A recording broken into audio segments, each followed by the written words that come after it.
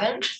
All right, we're back on record for a pretrial continued from February to allow DHHS to look at amending, include the father, and I understand that that has been completed. The attorneys have had a chance to chat. So I look forward to the comments after appearances. Carson Howard, lawyer, guardian ad litem. Nastasia Thomas, counsel for the department. Present is our CPS investigator, Ms. Chelsea Pelham, joining via Zoom. And then in the courtroom is the foster care worker, Ms. Francesca Madrid. Francesca Madrid, foster care worker from Fostering Solutions. Morning. Chelsea Pelham with CPS. Michael McFarland, representing Mr. Everts. Please introduce yourself. Daniel Everts, father. Good. All right, Mr. McFarland. I've gone over my client's rights with him. Number one, as far as the Native American heritage, it does indicate to me he does have a relative with appears to be a Native last name, and also another relative who performs Indian dancing. He's not been in touch with them, so he'll provide names. He thinks Facebook's probably the best way to reach out. He'll attempt to do so. As far as the petition, he wishes to make a general admission, Your Honor. He agrees that he does not have secure housing as he's at the Adrian Inn, in which the city is evicting people. He'll admit that he does not have a on-the-board job that he can provide proof of ongoing income, sustained manner. He also will indicate that he does have a prior termination of parental rights, Your Honor. He is needing housing, and he's willing to have a psychological, go through parenting classes and provide proof of employment. He does have transportation. If I didn't mention it, he does not need the petition read. Thank you. Has he received a copy of it, I hope? Yes, he has, Your Honor, I've inquired. It looks like there are two other cases concerning this child. One's a guardianship and another is a support case. Does that sound accurate? Just need to make sure there's no other cases. Guardianship was all he is familiar with, Your Honor. Ms. Thomas, what do you think? I think that the admissions are sufficient for jurisdiction, Your Honor, as it relates to the custody matter. I believe that that one was dismissed with the establishment of Mr. Everts as the biological father. And so I believe that we're in a good position to move forward. From my understanding, Ms. Madrid and Mr. Everts have been in contact. They have discussed the case service plan and what services will be offered to him and how to move forward. All right. Do you find the plea to be in the best interest of the children, Mr. Howard? Yes, Your Honor. Mr. McFarland, it looks like the allegations of the prior termination had to do with parenting, specifically disciplinary techniques, which clearly would lean into parenting education and investigation into that aspect of it. That's why I said he was willing to do parenting classes. Very good. All right. Does your client wish to have supportive services in the area of substance abuse or mental health evaluation? We are anticipating a psychological evaluation, Your Honor, so there's no objection to that. Okay, thank you. Well, okay, Deputy Ames, could you swear in Mr. Daniel Everts, please? If you can remain seated, sir, but raise your right hand, please. You swear or affirm to tell the truth, the whole truth, and nothing but the truth, so help you God? Yes, sir. Okay, Mr. Everts, you can have a seat. Thank you. So do you agree with the things that Mr. McFarland has said to the court this morning? Yes. That's good. All right. If you decide to enter a plea, you're giving up your right to a trial by judge or a trial by jury. The right to have the petitioner prove the allegations in the petition by a preponderance of the evidence. The right to have witnesses against you appear and testify under oath at trial. The right to cross-examine witnesses, and the right to have the court subpoena any witnesses that you believe could give testimony in your favor. You understand to be giving up or waiving the rights I just indicated to you if you admit to the allegations in the petition and enter this plea agreement? Yes. With regard to the consequences of your plea, or in other words, what will happen, the court will do the following. There will be continued investigation by the caseworker to see what the problems are in your family and how and whether they can be solved. The court could dismiss the case if there's no need for the court to be involved. If it appears that there is a problem that may be solved, The court can make the child a temporary ward of the court, placed with mother, father, relatives, or foster homes, and order programs for you and your child, such as counseling, drug and alcohol treatment, assessments, and parenting classes. If it appears you will not be able to provide a proper home for the child in the reasonably foreseeable future, the court could terminate your parental rights. In regard to the plea itself, the plea can also later be used as evidence in the proceeding to terminate your parental rights. Do you understand the consequences of your plea? Yes. Do you have any questions about any of the information I've given you so far? No, ma'am. Is anyone making you admit to the allegations in the petition and enter a plea? No. Does anyone threaten you with anything in order to get you to admit to the allegations in the petition and enter a plea? No. Are you under the influence of drugs, alcohol, or anything else that could influence your ability to know what you're doing right now? No. Did you say you've decided to enter a plea of your own free will? Yes. All right, I have the assertions from your attorney about some of the different areas that you'd like support in, parenting, education, employment, housing, some of the challenges that were identified on record. Do you agree with those challenges? Yes.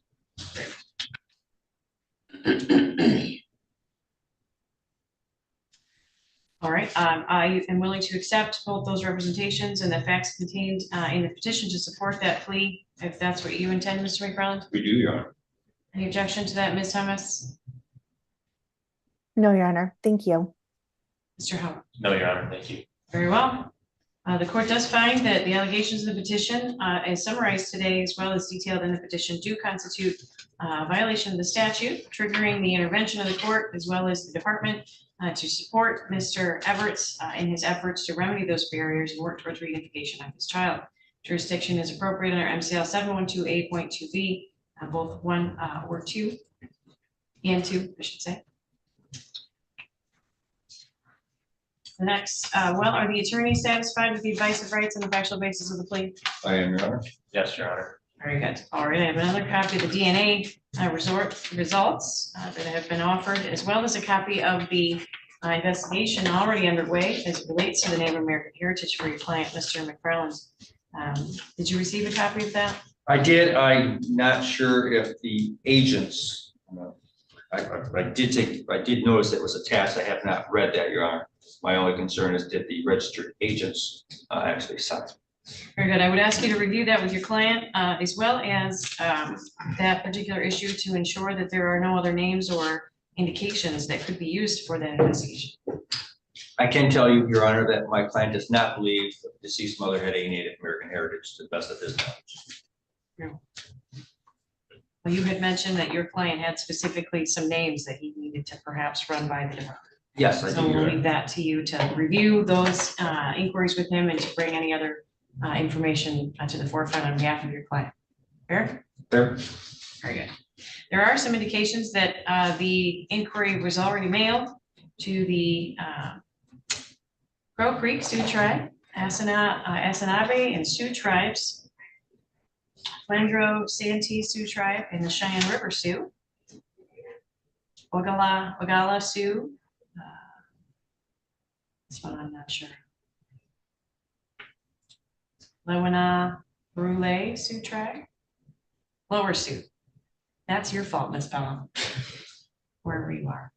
Lower Sioux Indian Community, Prairie Island Community, Rosebud Sioux Tribe, Eastern Band of Cherokee Indians, Cherokee Nation, the Blackfeet Tribe, Upper Sioux Community, United Kiowa Band of Cherokee Indians, Yankton Sioux Tribe, Standing Rock Sioux Tribe, Shakopee Molowakanton Sioux, Santee Sioux, and Sisseton Wapitan Oyate, and the Spirit Lake Tribe. And I apologize if I mispronounce any of those Native American names, but those are the tribes that we're looking for any responses from, as well as the green cards indicating that they have received, in fact, received those inquiries.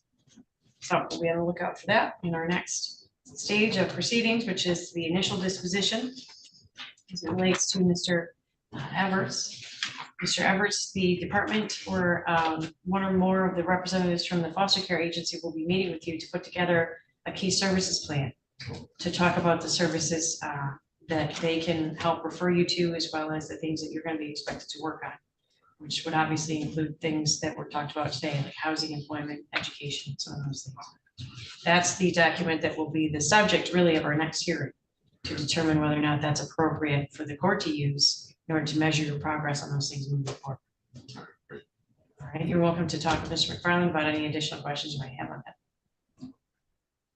Okay. Any change as it relates to placement, parenting time, or any other?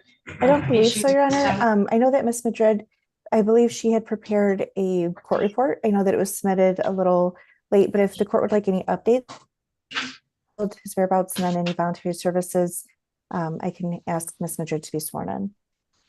Sure, that sounds good. I do not have a copy of a court report in my file at this moment. So I can, after Deputy Ames has completed his duties, maybe pop out and ask Mr. Powell to help us find that. I will, Your Honor. Would you like Ms. Madrid to come to the stand? Yes, please. We do have some questions up there. All right, well, let's have them put to Ms. Madrid. Do you swear or affirm to tell the truth, the whole truth, and nothing but the truth, so help you God? We'll begin with the direct examination by Ms. Thomas, and of course, make some time for you, Ms. McFarland. Thank you. Ms. Madrid, thank you for preparing a court report and including some of the ICWA documentations again. As it relates to your report, are there any updates or modifications that you would like to make to it? No, not at this time. Okay. And currently, is the child still with his fictive kin placement? Yes, Okay. And is that placement still meeting all of his needs? yes, it is. Okay. And during, sorry, I just want to look through the ICWA stuff. Can you just briefly summarize the ICWA documentation and where things stand with that? I know that it's in your report, but if you can just highlight it for us. Yes, so I have not received any confirmed affiliation with any tribe, but we have received numerous inquiries denying affiliation, and then we're just waiting on some more letters regarding the denial or approval. And since we were in court last on February 18th, has there been any, has Mr. Everts complied with any or participated with any voluntary services? Yes, so currently he's engaged with the fatherhood parenting classes at Cure Pregnancy. He was provided with locations for counseling. I don't believe that has started yet. And we are working on referrals for parenting and psychological eval.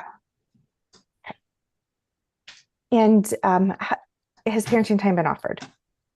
Yes, And how is that going? it's going well. What is the current parenting time schedule? He's visiting twice a week for an hour. Okay. And during his visitations, has he so far been able to meet the expectations outlined in the report? Yes, his interactions have been appropriate. We haven't had any concerns with his interactions. He's provided meals and diapers and toys for Chase. Wonderful. All right. Is there any other updates that you would like to provide the court today? I will just say that we will be increasing parenting time following this hearing this month. Okay. And what would that look like? Twice a week for 2 hours. Okay, wonderful. And I'm sorry, I know that you said he is engaged in some parenting classes with the Care Pregnancy Center. Are there any other supportive parenting services? Like I know sometimes we do the supportive foster care visitation. Sorry if that's Yes. not the exact name, but okay. Yep, I will be making an Orchard Children's referral for the Family Assistance Program to help him not only with parenting, but some of those community resources as well. Okay, wonderful. All right, thank you. With that, Your Honor, I have no further questions of Ms. Madrid.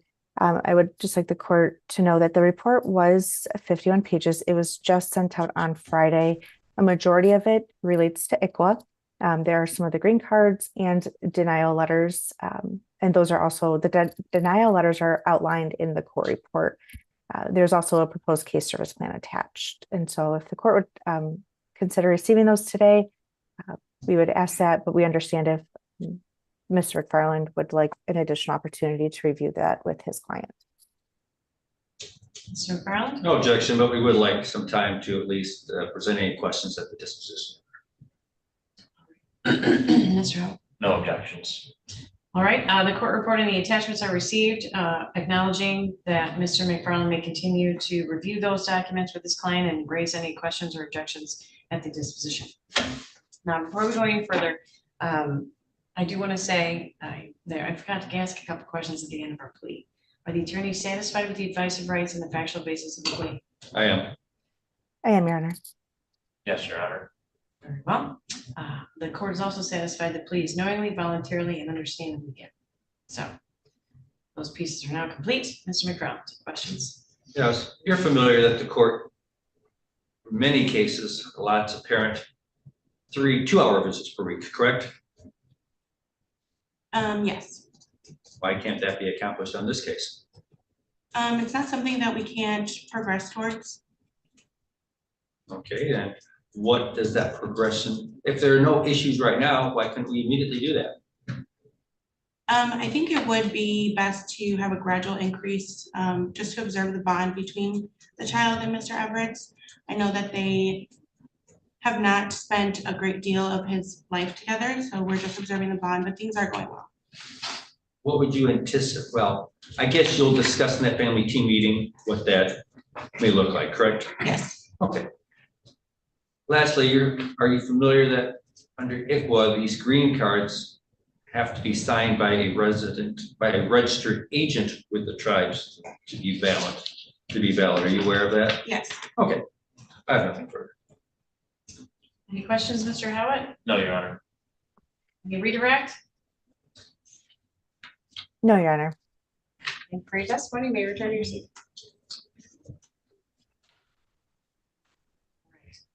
Any other witnesses today, Ms. Thomas? No, Your Honor.